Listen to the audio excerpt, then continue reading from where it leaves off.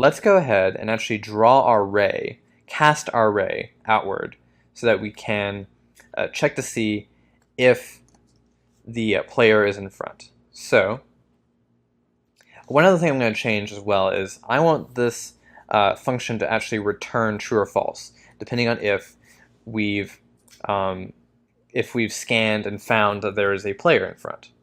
So I'm going to go ahead and change that to be returning a bool, which means we're going to have to add in our return, some returns in here, so we'll turn either true or false. But now what we want to do is we want to create a for each loop. So I'm going to do that right down here, for each, and this will be more useful later when we have multiple rays we're casting out. But for now we only have one, but that's okay. So for each ray in, and I've got to give it a variable that we can store each of these rays into, so I'm going to call it R, in rays for search. And actually I want to go ahead and make sure that this F is capitalized, just like that. So rays for search. We want to do stuff in here. Now we actually have to put something into this rays for search, so let's go ahead and create our first ray.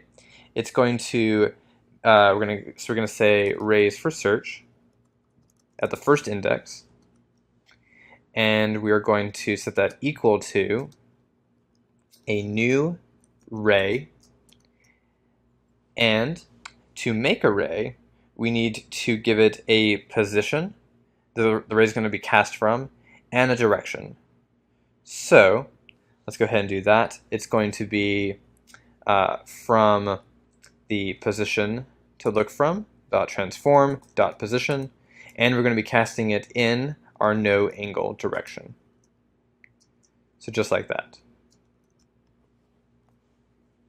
And so with that, we can then go ahead and go down in here, and we're going to create a new type of variable. It's going to be a raycast hit. So this is what's actually going to store whatever our ray might hit when it gets cast.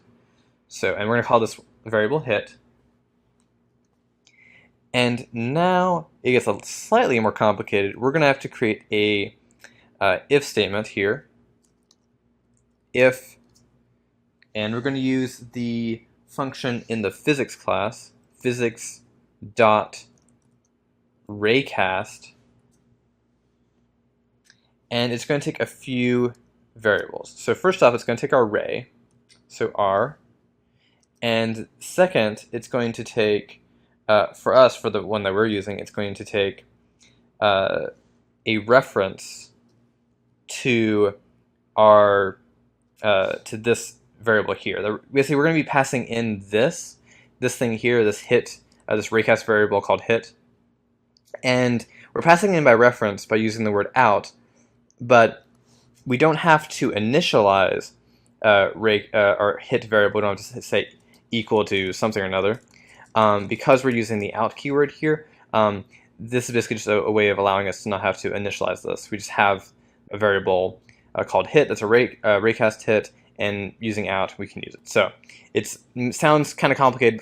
Just know that you say out and you need to supply a raycast hit variable. So there we go. We have our raycast hit, we have our ray, and I believe we might need, yes, we need a distance to actually cast this. So I'm going to say maybe this ray is going to go 20 units long. So there we go with that. And that's basically, this distance here, same sort of thing. So with all that, if that returns true, so if we've actually hit something, then we need to see what we've hit. So we need to see if, and now we've stored what has been hit into our raycast hit. That's, the nice thing about passing it by reference there. So we can access hit dot collider dot transform, because the collider is attached to a game object that has a transform, dot tag, and we can see if this tag is equal to player. Now we're going to get into tags here. So I'm going to show you what that means. So let's go back over into Unity. And let's take a look at our player. So our player is, let's see, close this up, make it a little bit cleaner. FPS controller right here. So if we go up to the top, we can see that at the top, right here in the inspector, there's a tag drop down, and right now it says untagged.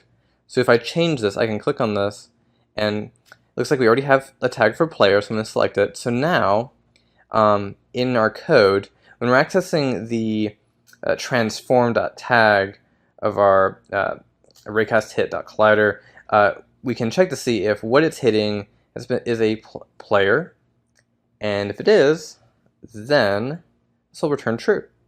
Very cool, right? Of course. So if this returns true, then of course our scan for target has found a target, so we need to return true. And if it hasn't, which we can put outside that for each loop, so right down here, we need to return false. Okay. So now we do need to go up here and modify our patrol script a little bit. Currently we have the scan for target is just doing this, but we need to actually set this up as more of a different way. So if our scan for target returns true, then we need to change our state to be equal to the state.pursue value. So that's how we can do that. And let's go ahead and test it out and see how it's working.